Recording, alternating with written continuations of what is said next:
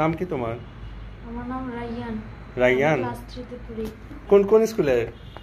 উপজেলা প্রশাসন কবির মাহমুদ স্কুলে। কোথায় সেটা? রংপুরে। রংপুর। নাম বলো। কোন ক্লাসেই পড়ো না এখনো? আসসালামু আলাইকুম। ওয়ালাইকুম আসসালাম। আচ্ছা, আজকে কেন আসছেন এখানে?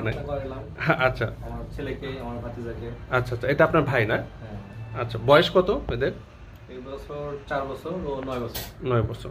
আচ্ছা, মুসলমানি করার সময় কি ব্যথার জন্য কান্নাকাটি করছিল? যখন ডিভাইসটা পড়ানোর সময় টের পাইনি। আচ্ছা, মুসলমানি করানোর সময় সেই সময় কি বুঝতে পারছে বা কোনো রিয়াকশন করা কিছু করা না? আচ্ছা, সাথে তো ছিলেন।